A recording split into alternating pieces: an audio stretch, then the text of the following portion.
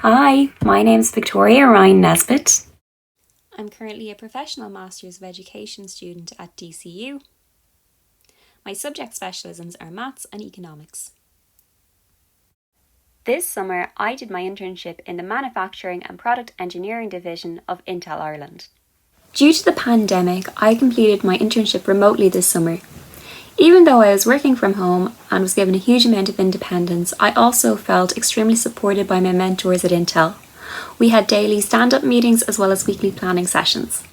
I learned how to use an Arduino and I improved my coding skills. I also created a series of lesson plans to teach transition year students how to program an Arduino.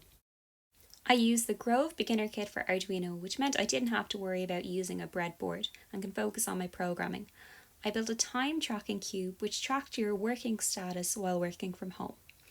I then imported this data in real time and carried out data analysis in Excel.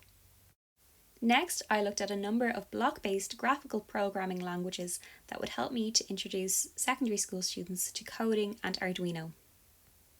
Using Scratch, I learned how to make short animations and video games.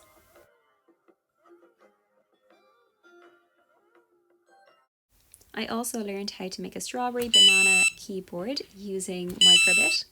Codecraft was the most suitable block-based language for using the Grove kit, as it had individual blocks for each of the Grove modules. It also allows you to switch between block-based language and actual code. So what would Arduino look like in a maths classroom? Well, I carried out a probability experiment of rolling a dice using Codecraft and Arduino, imported the data into Excel, and then I was able to create frequency tables and compare the data graphically. This internship has made me think about the different ways that me as a maths teacher can integrate the different STEM disciplines of science, technology, engineering and maths into the one lesson. Before my internship, I didn't know that much about engineering. Thankfully, now that's changed as a result of taking part in the STEM teacher internship program. I've had the opportunity to learn so much about the different roles available at Intel. And even though I was working remotely, I was able to go on virtual tours of the fab and sort floors at Intel, where they manufacture and test silicon wafers.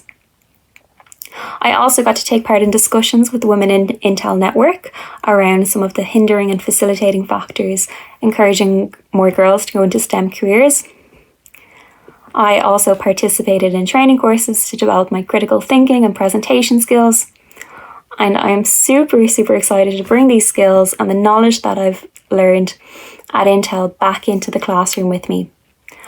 I've also been inspired to continue developing my programming skills, and I hope to add coding and computer science to my subject specialisms once I finish my PME. Thank you to everyone at the STInt program in DCU and MPE Ireland and Intel for having me for the summer. It's been an invaluable experience that I will take forward with me into my future career.